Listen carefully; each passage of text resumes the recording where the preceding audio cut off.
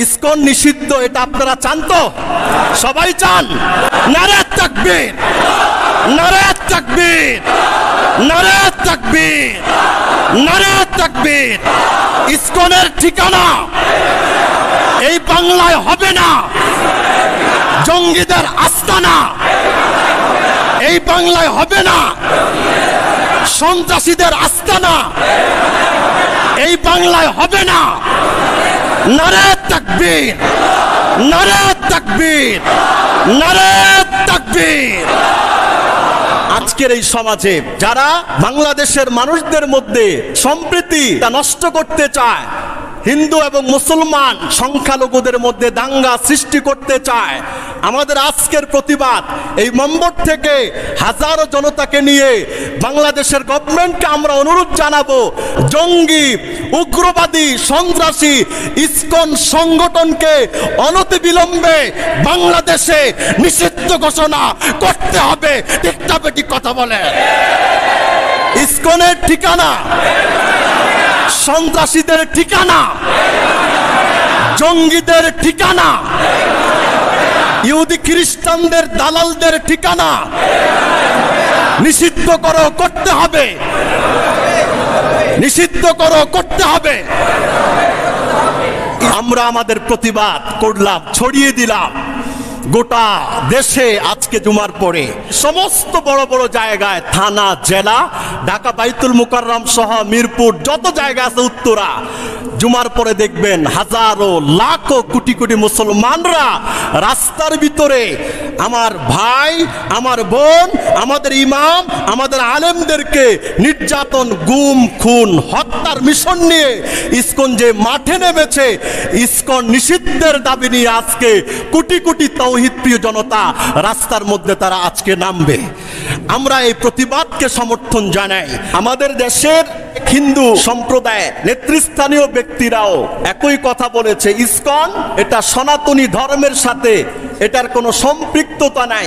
সনাতনী ধর্মের নাম দিয়ে আমাদের মাঝে, মুসলমানদের মাঝে বিভেদ বিভ্রান্ত ছড়ানোর জন্যে নতুন অপকৌশলে বাংলাদেশে ইসকন গভীর ষড়যন্ত্রের জাল বিস্তার করা শুরু করেছে। ঠিক না বেঠিক কথা বলেন? ইন্ডিয়ান একটি দল আছে RSS, এই দলটাকে ইন্ডিয়ান সরকার ইন্ডিয়ার মুসলমানদেরকে নিধন করার জন্যে, মুসলমানদেরকে নিঃশেষ করার জন্যে এই সংগঠনটি তৈরি করা হয়েছে। ঠিক বাংলাদেশে ইসকনের যত কাজ আছে মৌলিকভাবে তারা সামনে নেয় ধর্মচর্চা, সামনে নেয় মানব সেবা, সামনে আনে আধ্যাত্মিক চর্চা। এই কথাগুলোকে তারা ডিসপ্লে করে মৌলিকভাবে তাদের সর্বশেষ এজেন্ডা হলো বাংলাদেশের মুসলমান নিধনে, মুসলমানদেরকে নিঃশেষ করা তাদের চূড়ান্ত টার্গেট এবং কাজ করা। হিন্দু মুসলমানদেরকে দাঙ্গা বাঁচিয়ে দেওয়ার অপকৌশল নিয়ে ইদানিং কালে তারা নতুন ভাবে আরো সক্রিয় হয়ে উঠছে। ঠিক না বেটি কথা বলে? ভাই, পরিবেশ পরিস্থিতি দেখে মনে হয় আমাদের বাপ দাদার বাড়ি হলো বিদেশে, বাংলাদেশে আসছি কয়েকদিনের জন্য, ভাড়াটিয়া থাকবো, চাকরি বাকরি ব্যবসার কাজ কমপ্লিট হয়ে গেলে আবার বাংলাদেশ ছেড়ে চিরতরে চলে যাব। সংখ্যাগরিষ্ঠতার ধোকায় পড়তে পড়তে আমাদের অস্তিত্ব বিলীন হওয়ার পথে। কারণ হলো গোটা দেশের চতুর্পার্শ্বে সর্বদিক থেকে আগ্রাসনী শক্তি বাংলাদেশের মধ্যে ষড়যন্ত্রের জাল বিস্তার করে রেখেছে।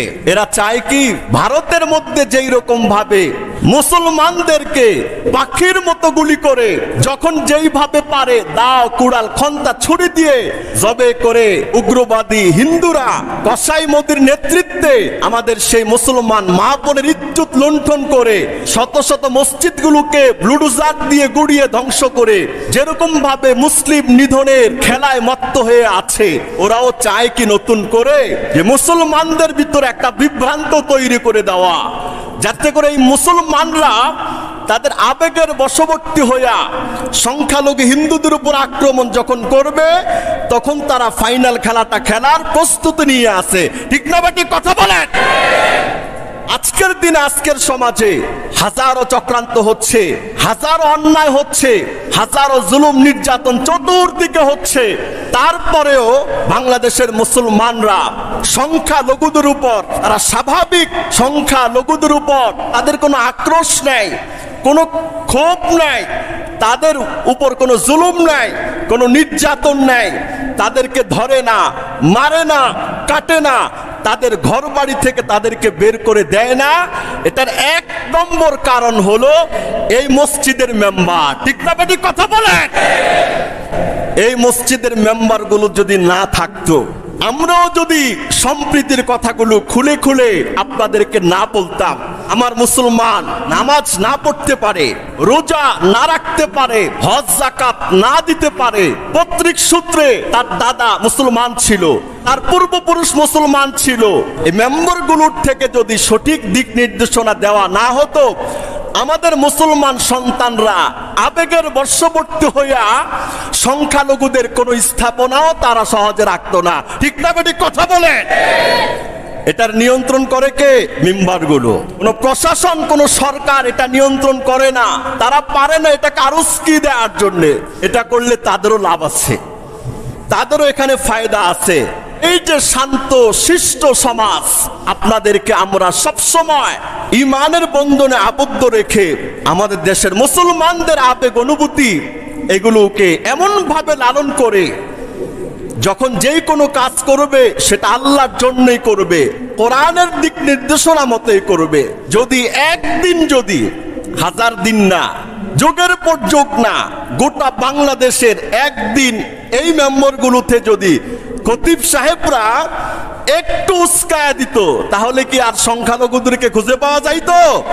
না, ওরা মারে, কাটে, ধরে, জুলুম নির্যাতন করে। আমরা এই মেম্বারগুলোতে বসে আপনাদেরকে স্বাভাবিক রাখি, আপনাদেরকে আমরা শান্ত রাখি, আপনাদেরকে আমরা সবরের কথা বলি, ধৈর্যের কথা বলি, বলি প্রশাসন আছে, বলি সরকার আছে, ওনারা দেখবে, ভালো মন্দগুলো খেয়াল করবে। যোগে যোগে এই দেশের ভিতরে ইসলাম মুসলমানদের বিরুদ্ধের শক্তিরা একেবারে উপর থেকে নিয়ে নিচ পর্যন্ত নানাবিধ প্রটোকলে ইসলাম মুসলমানদের বিরুদ্ধে ষড়যন্ত্র করে আসছে, করেই যাচ্ছে। আমি আপনার মতো মুসলমানরা যখন প্রতিবাদ করতে যাই, তখন উল্টা অ্যাকশনটা আমার আপনার উপরে আসে। ঠিক না বেটি কথা বলেন? আপনি এবার খুঁজে দেখেন, যত কিছুই হচ্ছে ইসলাম মুসলমানদের বিরুদ্ধে, দেশের বিরুদ্ধে যা কিছু হয়, করে কারা? গুটি কয়েকটা নাস্তিক, গুটি কয়েক রামবাম, ইহুদি খ্রিস্টানদের দালালরা এগুলো করে। কিন্তু বিচার যখন চাইতে যাই, উল্টা আমার বিচার করা হয়। আমার ভাই মরেছে, এই কথাও থানায় বলা যাবে না, কারণ এই কথা বললেও আমাকেও গুম করা হবে।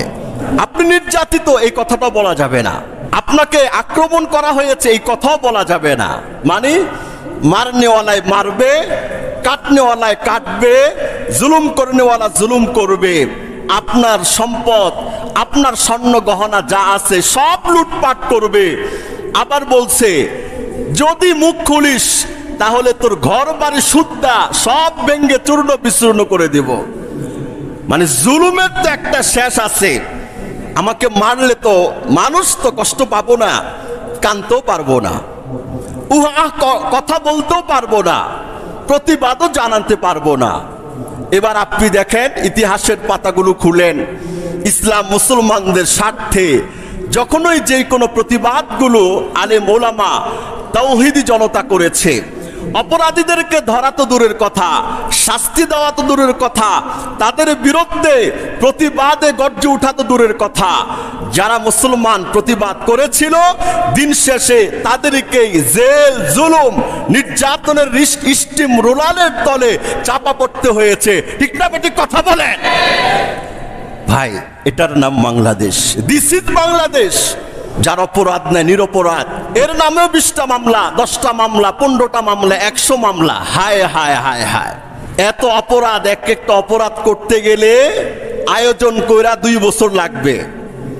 তাহলে 100 অপরাধের মামলায় 200 বছর হায়াত পাইতে হবে। ওনার হায়াত বয়স মাত্র 30 বছর। 30 বছরে 200 বছরের মামলা ঢুকায়া দিছে। ভাই, আল্লাহ পাকের ইসলাম দিন এগিয়ে যাবে আপনাকে সহ অথবা আপনাকে ছাড়া, আমাকে সহ বা আমাকে ছাড়া। দিন নিবাতে চেষ্টা করবে, দিন নিববে না। দিনের সৈনিক যারা আছি আমরা, মুসলমান যারা আছি, আর আজিমের মালিক আমার আপনার হৃদয়ের অনুভূতি দেখছেন, ইমানের পাওয়ার দেখছেন, স্পিরিট দেখছেন। দিনের জন্য, ইমানের জন্য আমি কতটুকু নিজেকে সঁপে দিচ্ছি। আল্লাহ তাআলা কোরআনুল কারীমের সূরাতুস সাফের 8 নম্বর আয়াতে বলেছেন, ইউরিদুনা লিয়ুতফিউ নূরাল্লাহি বিআফওয়াহিহিম। হে রাসূল সাল্লাল্লাহু আলাইহি ওয়াসাল্লাম, আপনি সান্ত্বনা গ্রহণ করুন। মক্কার জমিনে নবীজির 1 নম্বর শত্রু ছিল মুশরিকরা। ইউরিদুনা লিয়ুতফিউ নূরাল্লাহি বিআফওয়াহিহিম। হে রাসূল, মক্কার মুশরিকরা চায় ফু দিয়ে আল্লাহ পাকের কালিমা, আল্লাহ পাকের কোরআন, আল্লাহ পাকের ইসলামকে নিভিয়ে দিতে চায়। আপনি সান্ত্বনা গ্রহণ করুন, আপনি অবিচল থাকুন, আপনি সুদৃঢ় থাকুন। আমি আল্লাহ কথা দিলাম, ওয়াল্লাহু মুতিম্মু নূরিহি, আপনার আল্লাহ আল্লাহর দেওয়া ইসলামকে পরিপূর্ণ করবেন। ওয়ালাউ কারিহাল কাফিরুন, যদিও কাফেররা কি চায়, অপছন্দ করে। কাফেররা চাবে না, মুশরিকরা কখনো চাবে না মুসলমানরা ইসলামী তাহাজিব তামাদ্দুনে এগিয়ে যাক, সভ্যতায় মুসলমানরা এগিয়ে যাক, নবীর প্রেমে মুসলমানরা এগিয়ে যাক, আল্লাহর দেওয়ানায় মুসলমানরা এগিয়ে যাক, নামাজ রোজা হজ যাকাত তাসবিহ তাহলিলে মুসলমানরা এগিয়ে যাক। কোরআন বলে এটা মুশরিকরা চায় না, হাদিস বলে এটা কাফেররা পছন্দ করে না। ঠিক না বেঠিক কথা বলেন? আল্লাহ পাক 9 নম্বর আয়াতে বলেন, হুয়াল্লাযী আরসালা রাসূলাহু বিল হুদা ওয়া দীনিল হাক্কি লিইয়ুযহিরাহু আলাদ দীনি কুল্লিহি লাউ কারিহাল মুশরিকুন। দুটো আয়াত পরস্পর লাগোয়া। আল্লাহ বলেন যে আল্লাহ তাআলা তার রাসূলকে পৃথিবীর মধ্যে পাঠিয়েছে, লিইয়ুযহিরাহু আলাদ দীনি কুল্লিহি। পাঠিয়েছে কিসের দ্বারা? হিদায়াত সহ। উদ্দেশ্য কি? আল্লাহ পাক রাসূলের মাধ্যমে ইসলাম ধর্মকে সমস্ত ধর্মের উপরে বিজয়ী করবেন। ওয়ালাউ কারিহাল মুশরিকুন, আল্লাহ পাকের ইচ্ছা নবী করিমের এই মিশনে যদিও মুশরিকরা অপছন্দ করে, তবে আল্লাহর ইচ্ছা, আল্লাহ পাক যেটা চায় সেটা বাস্তবায়ন হবে হবে। ঠিক না বেটি কথা বলেন? বাস্তবায়ন হবে, এটাকে কেউ রোধ করতে পারবে না। দরকার আমি ইসলামের সাথে আছি কিনা। ইসলাম এগিয়ে যাবে, মুসলমান এগিয়ে যাবে, কোরআন এগিয়ে যাবে, ইসলামী সভ্যতা এগিয়ে যাবে। হে মুসলমান, হয়তোবা তোমাদেরকে নিয়ে আগাবে, নতুবা তোমাদেরকে ছাড়া আগাবে। গাড়ি যে চলবে এটার মধ্যে কোনো সন্দেহ কথা বলেন আছে? ইসলাম আমাদেরকে নিয়ে যদি আগায়, আমরা যদি ইসলামের সাথে থাকি, তাহলে এই ইসলাম আমাদেরকে জান্নাতের পথে নিয়ে যাবে। আর যদি চাই না, দরকার নেই, ইসলাম আমি ছাড়াই আগাক, ওই মুসলমান কুফরি হালাতে তার মৃত্যু হতে পারে, মুনাফিকের অবস্থায় হালাতে তার মৃত্যু হতে পারে। ঠিক না বেটি কথা বলেন? এজন্য ইসলাম এগিয়ে যাবে, ইসলাম বিজয়ী হবে। ইসলামের আলো কেউ নির্বাপিত করতে পারবে না। ইসলামের এই অদম্য পথ চলায় আমরা সবাই ইসলামের পাশে থাকবো তো ইনশাআল্লাহ? রাজি আছি তো ইনশাআল্লাহ? আল্লাহর কাছে দোয়া করে, আল্লাহ আমাদের দেশ জাতি এই স্বাধীনতাকে তুমি রক্ষা করো। সবাই বলেন আমিন। আমাদের দেশের সমস্ত ধর্মের নাগরিকদের মাঝে সম্প্রীতি, শান্তি, ঐক্য এবং তাদের মধ্যে যে ভালো লাগা ভালোবাসা আছে এটাকে অটুট এবং অক্ষুণ্ণ রাখেন। যত ষড়যন্ত্র আর চক্রান্ত আছে সবগুলো যেন আল্লাহ পাক কুদরতিভাবে ধ্বংস করে দেন। তবে আমার আপনার এটার ব্যাপারে প্রতিবাদী হয়ে উঠতে হবে। রাজি আছি তো? আজকের পবিত্রময় জুমআর দিনে উপস্থিত মুআজ্জাজ মুকাররম মুহতারাম সম্মানিত মুরব্বিয়ানে কেরাম, মুসল্লিয়ানে আযম, কলিজার টুকরা যুবক ভাইয়েরা, স্নেহের কচিকাচারা, অনন্ত অসীম প্রেমময় রব্বুল আলামিন দয়া করে মায়া করে আজকের এই বেহেশতের বাগানে একত্রিত হওয়ার তৌফিক দান করলেন। আমরা সেই মহান মনিবের শাহী দরবারে অন্তরের অন্তঃস্থল থেকে কালিমাতুশ শুকরিয়া জ্ঞাপন করছি। সবাই বলুন আলহামদুলিল্লাহ। মুহতারাম হাজিরিন, আমি আপনাদের সমীপে পবিত্র কোরআনুল কারীমের 28 পারা অবস্থিত 61 নম্বর সূরা, সূরাতুস সাফ এর 8 এবং 9 নম্বর আয়াতে কারিমা তিলাওয়াত করেছি। রব্বুল আলামিন এই আয়াত দুটির নূর বারাকাত আমাদের সবাইকে নসিব করুক। সবাই বলুন আমিন। মুহতারাম হাজিরিন, আজকে এ দুটি আয়াতকে সামনে নিয়ে গুরুত্বপূর্ণ একটি বিষয়বস্তু, যেটা জাতীয়ভাবে আমাদেরকে আলোচনা করার বিশেষভাবে আহ্বান করা হয়েছে। বাংলাদেশের 3.5 লক্ষ মসজিদের মিম্বার থেকে যেই বিষয়ের আলোচনাটা মসজিদের মেম্বর থেকে খতিব সাহেবদেরকে বলা হয়েছে যে আপনারা জনমনে এই বিষয়টার ব্যাপারে মানুষকে ভালো করে বুঝাতে চেষ্টা করেন। আল্লাহ তাআলা যদি এর উসিলায় আমাদের মুসলমানদের সজাগ সচেতনতার বদৌলতে ইমানি শক্তির নিরিখে আল্লাহ যেন আমাদের দেশ জাতি সমাজটাকে রক্ষা করেন, হেফাজত করেন, আমিন বলেন।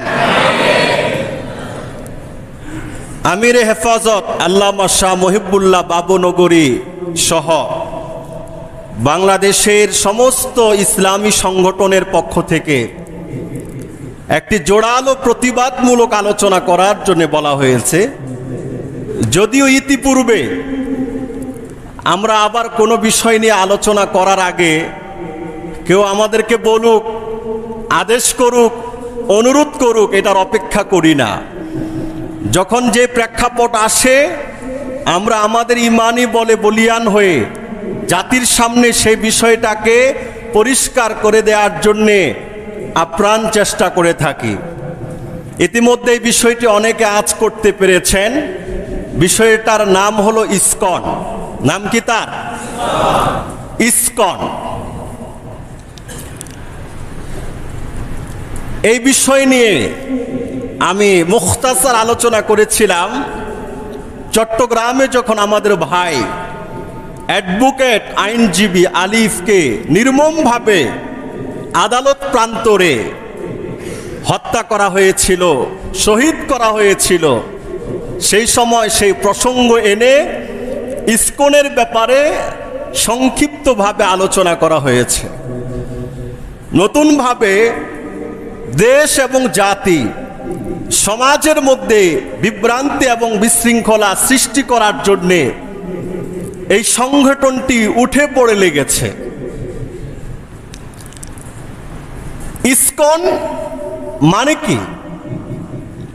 ইসকন এই শব্দের মিনিংটা কি? International society for Krishna consciousness.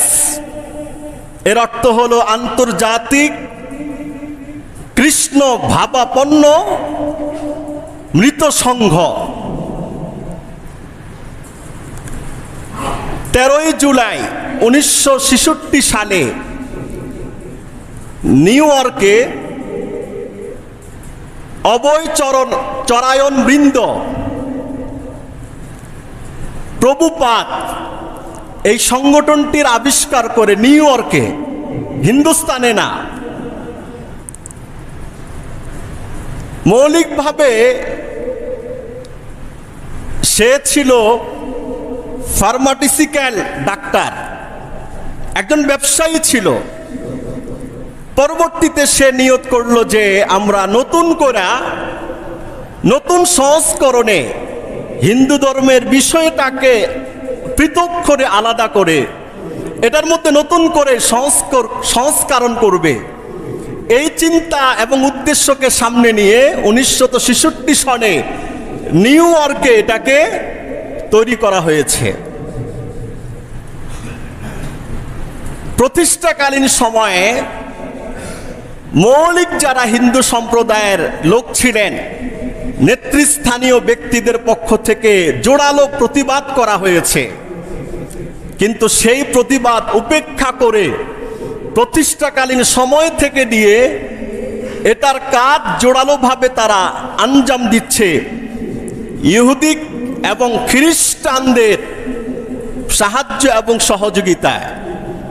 মৌলিকভাবে বলতে গেলে বোঝা যায় যে ইহুদি এবং খ্রিস্টানদের সাহায্য এবং সহযোগিতায় হিন্দুদের থেকে কিছু মানুষদেরকে ইসকন নামে নতুন একটি সংগঠন তৈরি করা হয়েছে, যেটার শেষ যোগসূত্র হচ্ছে দাজ্জালের সাথে মিলিত হবে। ঠিক না বেটি কথা বলেন?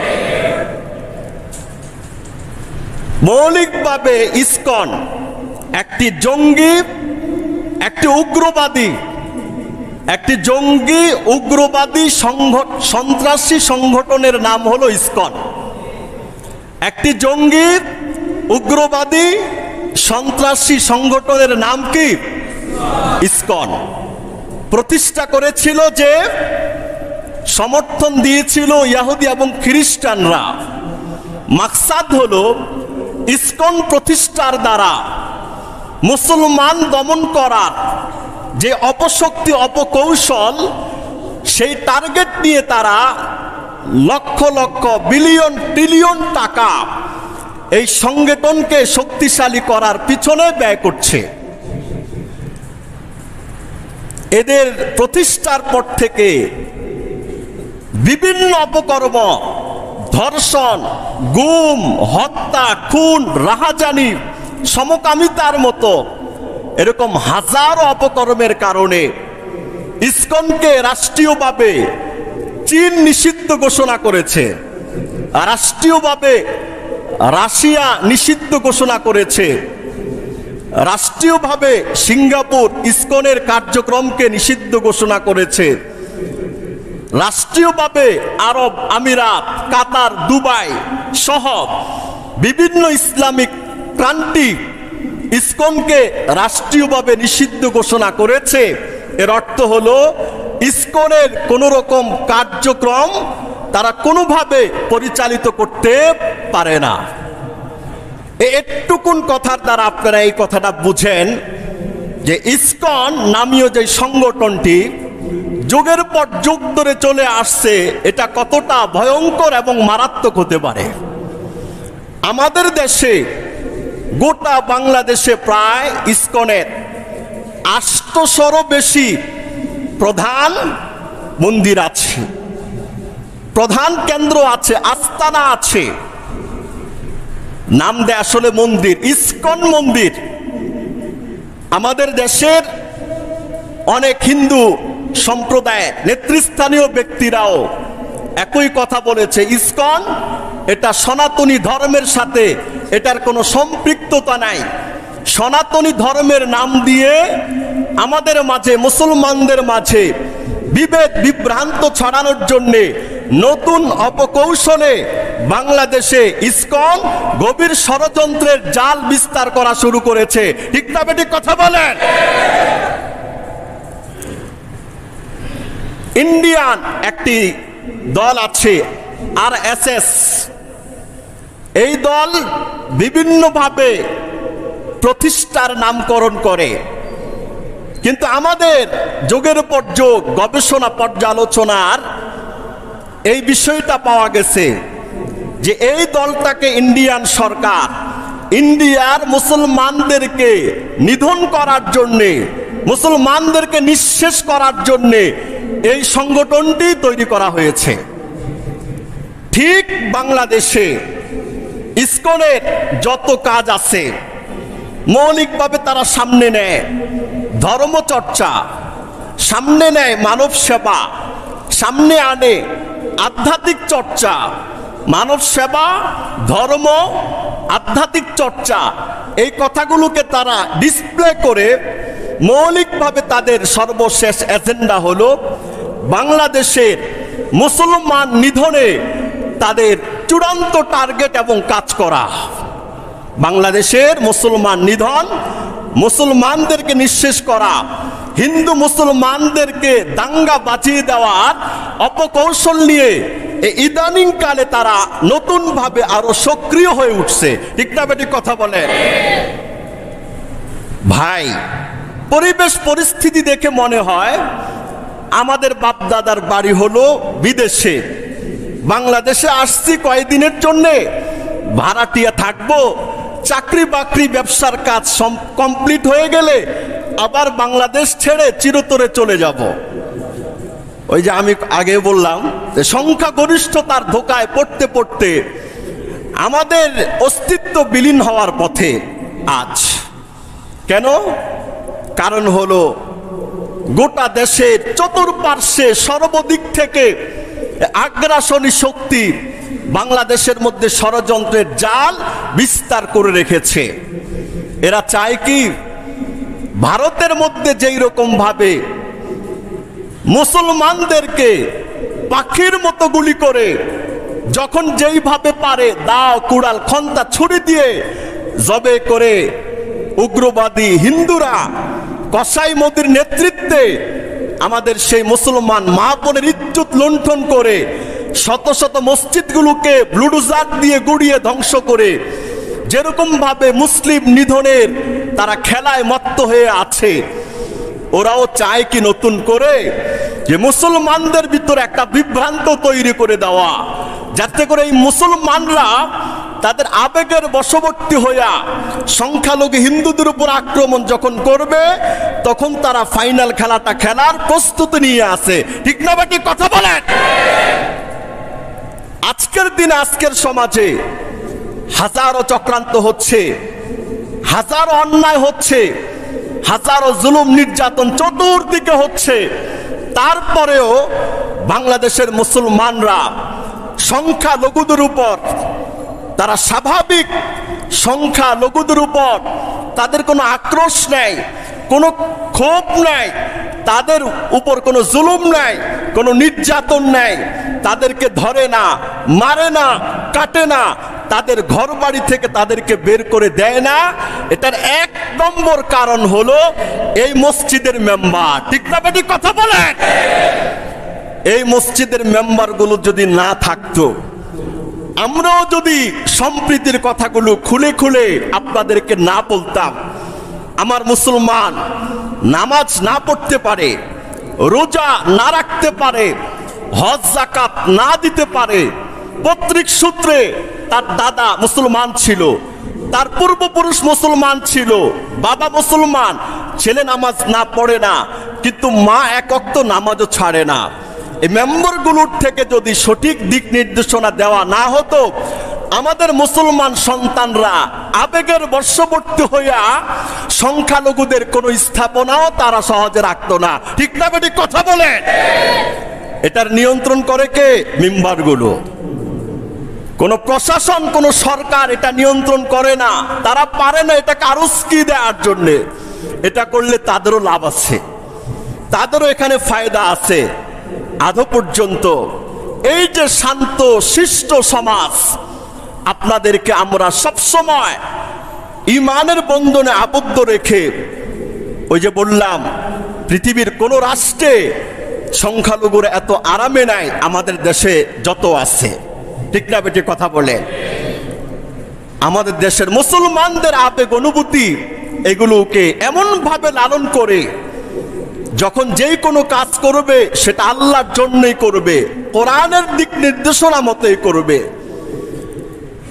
যদি একদিন, যদি হাজার দিন না, যুগের পর যুগ না, গোটা বাংলাদেশের একদিন এই মেম্বারগুলোতে যদি খতিব সাহেবরা একটু উস্কায়া দিত, তাহলে কি আর সংখ্যালঘুদেরকে খুঁজে পাওয়া যাইতো না? ওরা মারে, কাটে, ধরে, জুলুম নির্যাতন করে। আমরা এই মেম্বারগুলোতে বসে আপনাদেরকে স্বাভাবিক রাখি, আপনাদেরকে আমরা শান্ত রাখি, আপনাদেরকে আমরা সবরের কথা বলি, ধৈর্যের কথা বলি, বলি প্রশাসন আছে, বলি সরকার আছে, ওনারা দেখবে, ভালো মন্দগুলো খেয়াল করবে। যোগে যোগে এই দেশের ভিতরে ইসলাম মুসলমানদের বিরুদ্ধের শক্তিরা একেবারে উপর থেকে নিয়ে নিচ পর্যন্ত নানাবিধ প্রটোকলে ইসলাম মুসলমানদের বিরুদ্ধে ষড়যন্ত্র করে আসছে, করেই যাচ্ছে। আমি আপনার মতো মুসলমানরা যখন প্রতিবাদ করতে যাই, তখন উল্টা অ্যাকশনটা আমার আপনার উপরে আসে। ঠিক না বেটি কথা বলেন? আপনি এবার খুঁজে দেখেন, যত কিছুই হচ্ছে ইসলাম মুসলমানদের বিরুদ্ধে, দেশের বিরুদ্ধে যা কিছু হয় করে কারা? গুটি কয়েকটা নাস্তিক, গুটি কয়েক রামবাম, ইহুদি খ্রিস্টানদের দালালরা এগুলো করে। কিন্তু বিচার যখন চাইতে যাই, উল্টা আমার বিচার করা হয়। আমার ভাই মরেছে, এই কথাও থানায় বলা যাবে না, কারণ এই কথা বললেও আমাকেও গুম করা হবে। কথা বলেন, এরকম না? আপনি নির্যাতিত, এই কথাটা বলা যাবে না। আপনাকে আক্রমণ করা হয়েছে, এই কথাও বলা যাবে না। মানে মারনেওয়ালায় মারবে, কাটনেওয়ালায় কাটবে, জুলুম করনেওয়ালা জুলুম করবে। আপনার সম্পদ, আপনার স্বর্ণ গহনা যা আছে সব লুটপাট করবে। আবার বলছে, যদি মুখ খুলিস তাহলে তোর ঘর বাড়ি সুদ্ধা সব ভেঙ্গে চূর্ণ বিচূর্ণ করে দেব। মানে জুলুমের তো একটা শেষ আছে। আমাকে মারলে তো মানুষ তো কষ্ট পাবো না, কানতেও পারবো না, কথা বলতেও পারবো না, প্রতিবাদও জানাতে পারবো না। এবার আপনি দেখেন, ইতিহাসের পাতাগুলো খুলেন, ইসলাম মুসলমানদের স্বার্থে যখনই যে কোনো প্রতিবাদগুলো আলেম ওলামা তাওহীদি জনতা করেছে, অপরাধীদেরকে ধরা তো দূরের কথা, শাস্তি দেওয়া তো দূরের কথা, তাদের বিরুদ্ধে প্রতিবাদে গর্জে ওঠা তো দূরের কথা, যারা মুসলমান প্রতিবাদ করেছিল দিন শেষে তাদেরকে জেল, জুলুম, নির্যাতনের স্টিম রোলারের তলে চাপা পড়তে হয়েছে। ঠিক না বেটি কথা বলেন? ভাই, এটার নাম বাংলাদেশ। দিস ইজ বাংলাদেশ, এটার নাম। যার অপরাধ নেই, নিরপরাধ, এর নামেও 20টা মামলা, 10টা মামলা, 15টা মামলা, 100 মামলা। হায় হায় হায় হায়, এত অপরাধ! এক একটা অপরাধ করতে গেলে আয়োজন কইরা 2 বছর লাগবে। তাহলে 100 অপরাধের মামলায় 200 বছর হায়াত পাইতে হবে। ওনার হায়াত বয়স মাত্র 30 বছর। 30 বছরে 200 বছরের মামলা ঢুকায়া দিচ্ছে। আছে না নাই? কথা বলেন ভাই। আল্লাহ পাকের ইসলাম দিন এগিয়ে যাবে, আপনাকে সহ অথবা আপনাকে ছাড়া, আমাকে সহ বা আমাকে ছাড়া। দিন নিবাতে চেষ্টা করবে, দিন নিববে না। দিনের সৈনিক যারা আছি আমরা, মুসলমান যারা আছি, আর আজিমের মালিক আমার আপনার হৃদয়ের অনুভূতি দেখছেন, ইমানের পাওয়ার দেখছেন, স্পিরিট দেখছেন। দিনের জন্য, ইমানের জন্য আমি কতটুকু নিজেকে সঁপে দিচ্ছি। আল্লাহ তাআলা কোরআনুল কারীমের সূরাতুস সাফের 8 নম্বর আয়াতে বলেছেন, ইউরিদুনা লিয়ুতফিউ নূরাল্লাহি বিআফওয়াহিহিম। হে রাসূল সাল্লাল্লাহু আলাইহি ওয়াসাল্লাম, আপনি সান্ত্বনা গ্রহণ করুন। মক্কার জমিনে নবীজির 1 নম্বর শত্রু ছিল মুশরিকরা। ইউরিদুনা লিয়ুতফিউ নূরাল্লাহি বিআফওয়াহিহিম। হে রাসূল, মক্কার মুশরিকরা চায় ফু দিয়ে আল্লাহ পাকের কালিমা, আল্লাহ পাকের কোরআন, আল্লাহ পাকের ইসলামকে নিভিয়ে দিতে চায়। আপনি সান্ত্বনা গ্রহণ করুন, আপনি অবিচল থাকুন, আপনি সুদৃঢ় থাকুন। আমি আল্লাহ কথা দিলাম, ওয়াল্লাহু মুতিম্মু নূরিহি। আপনার আল্লাহ, আল্লাহর দেওয়া ইসলামকে পরিপূর্ণ করবেন। ওয়ালাউ কারিহাল কাফিরুন। যদিও কাফেররা কি চায়? অপছন্দ করে। কাফেররা চাবে না, মুশরিকরা কখনো চাবে না মুসলমানরা ইসলামী তাহাজিব তামাদ্দুনে এগিয়ে যাক। সভ্যতায় মুসলমানরা এগিয়ে যাক, নবীর প্রেমে মুসলমানরা এগিয়ে যাক, আল্লাহর দেওয়ানায় মুসলমানরা এগিয়ে যাক, নামাজ রোজা হজ যাকাত তাসবিহ তাহলিলে মুসলমানরা এগিয়ে যাক। কোরআন বলে এটা মুশরিকরা চায় না, হাদিস বলে এটা কাফেররা পছন্দ করে না। ঠিক না ঠিক কথা বলেন? আল্লাহ পাক 9 নম্বর আয়াতে বলেন, হুয়াল্লাযী আরসালা রাসূলাহু বিল হুদা ওয়া দীনিল হাক্কি লিইয়ুযহিরাহু আলাদ দীনি কুল্লিহি ওয়ালাউ কারিহাল মুশরিকুন। দুটো আয়াত পরস্পর লাগোয়া। আল্লাহ বলেন যে আল্লাহ তাআলা তার রাসূলকে পৃথিবীর মধ্যে পাঠিয়েছে, লিইয়ুযহিরাহু আলাদ দীনি কুল্লিহি, পাঠিয়েছে কিসের দ্বারা? হিদায়াত সহ। উদ্দেশ্য কি? আল্লাহ পাক রাসূলের মাধ্যমে ইসলাম ধর্মকে সমস্ত ধর্মের উপরে বিজয়ী করবেন। ওয়ালাউ কারিহাল মুশরিকুন, আল্লাহ পাকের ইচ্ছা নবী করিমের এই মিশনে যদিও মুশরিকরা অপছন্দ করে, তবে আল্লাহর ইচ্ছা, আল্লাহ পাক যেটা চায় সেটা বাস্তবায়ন হবে হবে। ঠিক না বেটি কথা বলেন? বাস্তবায়ন হবে, এটাকে কেউ রোধ করতে পারবে না। দরকার আমি ইসলামের সাথে আছি কিনা। ইসলাম এগিয়ে যাবে, মুসলমান এগিয়ে যাবে, কোরআন এগিয়ে যাবে, ইসলামী সভ্যতা এগিয়ে যাবে। হে মুসলমান, হয়তোবা তোমাদেরকে নিয়ে আগাবে, নতুবা তোমাদেরকে ছাড়া আগাবে। গাড়ি যে চলবে এটার মধ্যে কোনো সন্দেহ কথা বলেন আছে? ইসলাম আমাদেরকে নিয়ে যদি আগায়, আমরা যদি ইসলামের সাথে থাকি, তাহলে এই ইসলাম আমাদেরকে জান্নাতের পথে নিয়ে যাবে। আর যদি চাই না, দরকার নেই, ইসলাম আমি ছাড়াই আগাক, ওই মুসলমান কুফরি হালাতে তার মৃত্যু হতে পারে, মুনাফিকের অবস্থায় হালাতে তার মৃত্যু হতে পারে। ঠিক না বেটি কথা বলেন? এজন্য ইসলাম এগিয়ে যাবে, ইসলাম বিজয়ী হবে, ইসলামের আলো কেউ নির্বাপিত করতে পারবে না। ইসলামের এই অদম্য পথ চলায় আমরা সবাই ইসলামের পাশে থাকবো তো ইনশাআল্লাহ? রাজি আছি তো ইনশাআল্লাহ? আল্লাহ আমাদেরকে তৌফিক দান করুক। ভাই, ইসকনের বর্তমান সময়ে বাংলাদেশে যে কার্যক্রম পরিচালনা করছে, আপনি ইউটিউবে সার্চ করেন, শত শত হাজারো বক্তাদের বয়ান পাবেন, ঘন্টার পর ঘন্টা তারা এই বয়ানগুলো করেছে। যোগের পর যোগ ধরে আলোচনা চলছে। বিগত 5-7 বছরে আলোচনাগুলো খুব বেশি হচ্ছে। বর্তমান সময়ে আমাদের সমাজ, দেশ জাতিকে অস্থির করে তোলার জন্যে এরা অদম্য সাহস নিয়ে এগিয়ে যাচ্ছে। এটার পিছনে আছে কে? ইহুদি খ্রিস্টানদের দালালরা আছে। এটার পিছনে আছে কে? এটার পিছনে আছে আল্লাহর দুশমনরা আছে। এটার পিছনে আছে কারা? নবীর দুশমনেরা এটার পিছনে কাজ করছে। ঠিক না বেটি কথা বলেন?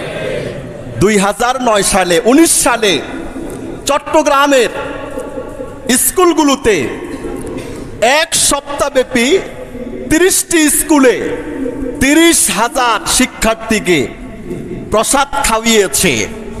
এর মধ্যে বেশিরভাগই ছিল মুসলমানের ছোট ছোট বাচ্চারা। ওরা প্রসাদ খায় আর বলে হরে রাম হরে কৃষ্ণ, রাম রাম হরে রাম, হরে রাম হরে কৃষ্ণ। এই কাজগুলো ওই সময়ে করা হয়েছিল। গোটা দেশের মুসলমানরা তুমুলভাবে এটার প্রতিবাদ করেছিল। মনে আছে আপনাদের? প্রতিবাদ করেছিল। সম্প্রতিকালে কিছু ঘটনা ঘটেছে, যেরকম ভাবে টঙ্গীর, গাজীপুরের টঙ্গীর 47 নং ওয়ার্ডে 3টি কলোনি মসজিদের খতিব মহিবুল্লাহ, মাওলানা মহিবুল্লাহ মাদানী মিয়াজি, বিশাল বড় স্বাস্থ্যওয়ালা, দেখতে একজন বিশাল দরবেশের মতো লাগে।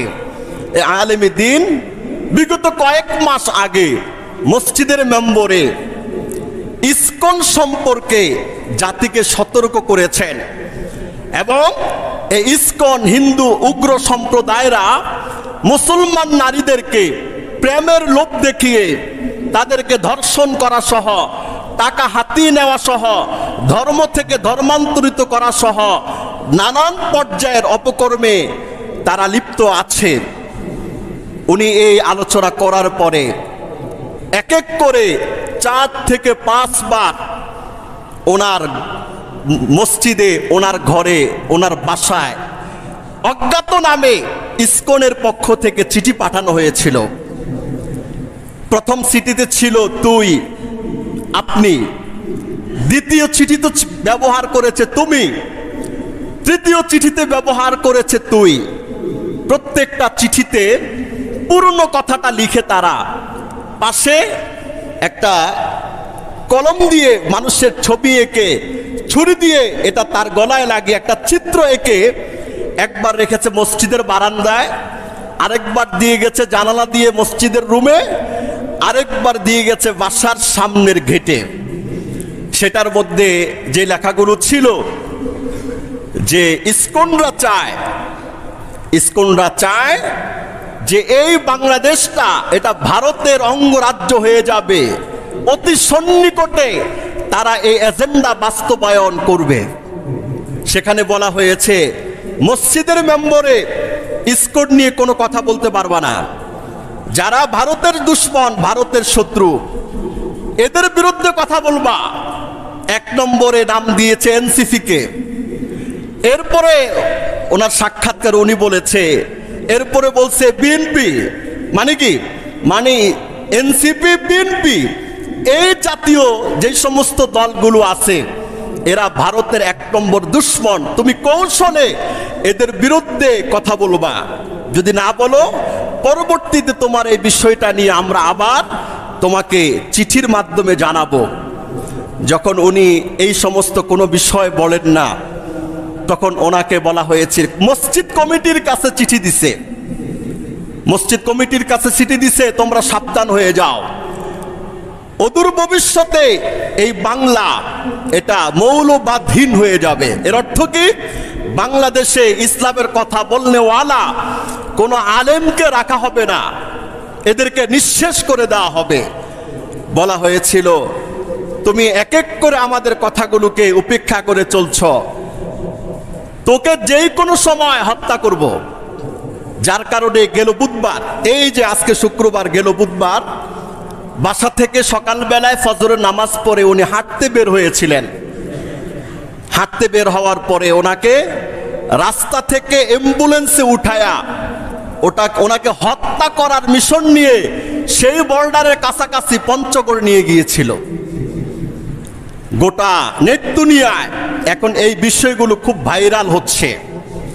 পঞ্চগড় নিয়ে 2 পাকে 2 শিকলের মধ্যে বেঁধে, বডিকে উলঙ্গ করে, হাতগুলোকে বেঁধে, পরিস্থিতি এমন দেখনেওয়ালারা বলেছে আর কিছুক্ষণ কালক্ষেপণ হলেই তাকে জবেহ করে দিত। আমার ভাই অ্যাডভোকেট আলিফকে জবে করছে কি অন্ধকারে? প্রকাশ্যে হাজার হাজার মানুষদের লোকালয়ে তাকে একা পেয়ে উপর্যুপরি কপিয়ে তাকে হত্যা করেছে। কারা? এই ইসকনরা। ঠিক না বেটি? কথা বলেন। ইসকনরা এটা করেছে। মূল বিষয়, এরা মুসলমান হিন্দুদের মধ্যে একটা দাঙ্গা লাগিয়ে দিতে চায়। যখন মুসলমান হিন্দুরা পরস্পর বাদাবাদি করবে তখন তারা নতুন করে, ফাইনাল তো খেলা শুরু হয়ে গেছে, শুধু গোল দেওয়াটা তারা বাকি রাখছে। এবং ওরা কি বলেছে? বলছে আমাদের সংখ্যার কোনো কমতি নাই, আমরা আমাদের মিশনে চূড়ান্তভাবে খেলা শুরু করব। ওনার এই যে ওনাকে গুম করা হলো, এই বিষয়টা যখন নেট দুনিয়ায় খুব ভাইরাল হলো, গোটা দেশের পত্রপত্রিকা সহ সেলিব্রিটি যারা ছিল, বক্তা, বিভিন্ন ইসলামিক স্কলার, সবাই তাদের ফেসবুকের মধ্যে এটা পোস্ট করার কারণে গোটা দেশে এমন নাড়া পড়ছে। আল্লাহ তাআলা হয়তোবা এই উসিলায় আল্লাহ পাক তার জানটাকে বাঁচিয়ে দিয়েছে। আলহামদুলিল্লাহ বলল, আলহামদুলিল্লাহ। উনি যে কথাগুলো বলেছে এগুলো ভয়ঙ্কর খেলা, ভয়ঙ্কর কথা। 2024 ফরিদপুরে মন্দিরে নিয়ে ইসকনের সাঙ্গপাঙ্গরা, নেতৃস্থানীয় কিছু মুনাফিকদের দ্বারা দুজন হাফেজ ভাইকে তারা হত্যা করেছে, আজও তার কোনো বিচার নেই, আজও তার দৃশ্যমান কোনো বিচার নেই।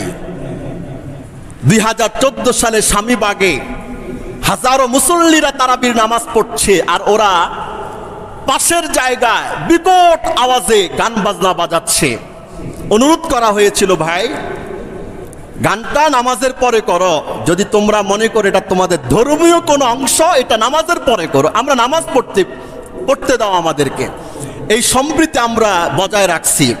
এজন্যে হিন্দু ধর্মওয়ালাদের যে কোনো পূজায় ওই দিন ওই তারিখে ওই মন্দিরের পাশে আমাদের কোনো ওয়াজ মাহফিল হয় না। ভুলক্রমে যদি কোনো ডেট দিয়েও দেওয়া হয়, এটাকে পিছিয়ে দেওয়া হয় বা আগায় দেওয়া হয়, কিন্তু এটার সাথে লাগোয়া করে এই দিনগুলোতে কোনো ধরনের আয়োজনগুলো মাঠ পর্যায়ে আমরা মুসলমানরা করি না। কেন?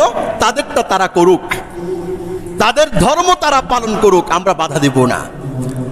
সেই স্বামীবাগে এই কথা বলার পরে ওরা উত্তেজিত হয়ে মসজিদের মুসল্লিদের উপর হামলা করেছে। পরিশেষে কি হলো? পরিশেষে থানার থেকে পুলিশ আইসা উল্টা মুসল্লিদেরকে অভিযোগ কইরা তাদেরকে গ্রেপ্তার দেখাইলো। এই হলাম আমরা। এরপরে সিলেটের এক জায়গায় এক মসজিদের ভিতরে হুজুর বয়ান করেছিল, দীপ্ত কণ্ঠে বয়ান করেছিল। সেখানে ইসকনরা মসজিদের ভিতরে হামলা করে 8-10 জনকে আহত করার পরে প্রশাসন আইসা উল্টা মুসলমানদের বিরুদ্ধে গেছে। কুমিল্লার ওই কথা আপনাদের মনে আছে, হিন্দুদের মন্দিরে তাদের দেবীর পায়ের তলায় কোরআন রেখেছে কে? কোনো মুসলমান? কথা বলেন, কে রেখেছে? কোনো মুসলমান? কোন হিন্দু? মুসলমান রাখে নাই।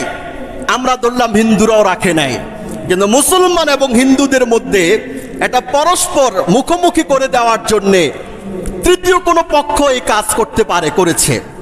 যখন গোটা দেশে এটার প্রতিবাদের মিছিল হয়েছে, আমাদের চাঁদপুরের হাজীগঞ্জ থেকে শত শত মুসলমানদেরকে ধরে বছরের পর বছর রিমান্ডে নির্যাতন করে রেখেছিল। ভাই প্রতিবাদ করতে পারবো না আমরা? কি তাহলে আমরা কোথায় আছি? আমরা এই জায়গায় আছি। এই গেল কয়েকদিন, গেল সপ্তাহে গাজীপুরের একটি মেয়েকে, আয়েশামণি নামের একটি মাদ্রাসার ছাত্রীকে, 13 বছর বয়স, এই হিন্দু উগ্রবাদীরা 3 দিন ধরে আটক করে তাকে পালাক্রমে 2-3 জন মিলা সংঘবদ্ধ ধর্ষণ করছে। ধর্ষণ করার পরে থানা এটার কোনো মামলা নিতে চায় না, এটাকে পাশ কাটিয়ে যেতে চায় ইত্যাদি। আলেম ওলামারা যখন এগিয়েছে, অপরাধীকে তারা নির্দোষ প্রমাণ